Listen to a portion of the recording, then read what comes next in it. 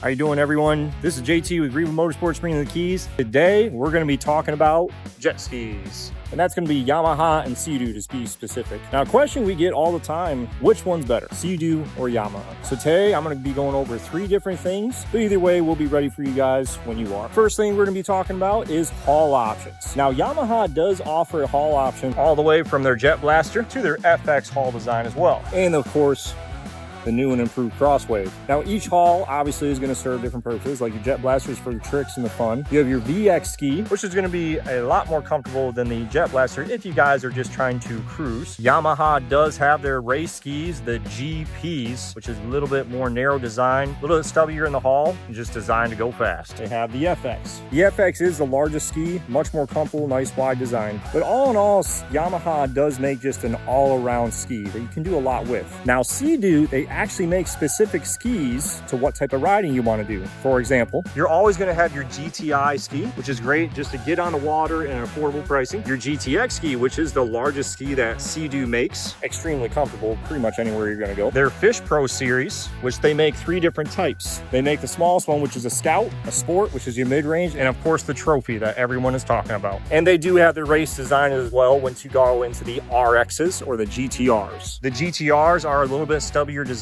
meant to go fast. Then you go into the RXTs and the RXP if you guys are just going to be a single rider racing out on the water. Now, the second thing we're going to be talking about, the biggest differences between Yamaha and Sea Doo is going to be their engines. Yamaha makes 3 different engines. They make the TR1, which is a 1000cc. You're going to see those in your Jet Blasters and your smaller VXs. The next engine that Yamaha makes is their high output, which is a 1.9 liter 4-cylinder engine. So that speed is you're going to be start touching the 60 to 65 mile per hour range, but you're not supercharged yet. And the third engine that Yamaha makes is the 1.8 liter 4-cylinder supercharged. Now, those are actually maxed out at 68 miles an hour. Now, Sea Doo actually just makes it a lot simpler. They make a 1630cc Rotex engine. What they do to that engine is they actually tune it and do certain things to gain up in horsepower. You can go from 130 horsepower on your smaller skis all the way up to 325 horsepower on your race skis and also on your GTX models. And keep in mind, the 130 and the 170 horsepower Sea Doo is non-supercharged. When you hit that 230 horsepower, that's when it becomes supercharged.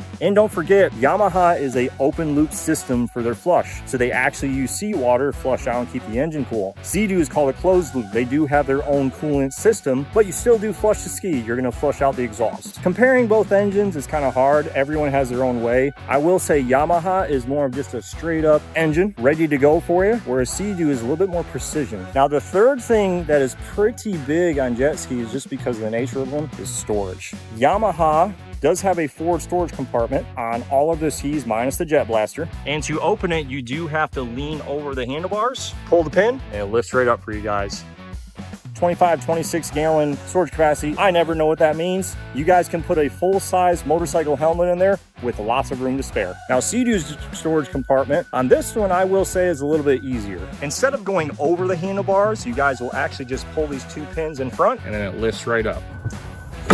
So storage compartment wise, you're actually going to get the same storage compartment capacity between the 2 manufacturers, but the ease of opening, Sea Doo is probably going to win on that with the 4 clamps. But Yamaha does only have 1 lever you have to pull, compared to Sea Doo, you have 2. Thank you guys for joining me on this video. At the end of the day, we love them all, and we hope to get you guys on the water as soon as possible. I'm JT with Riva Motorsports Marine in the Keys. I'll see you guys then.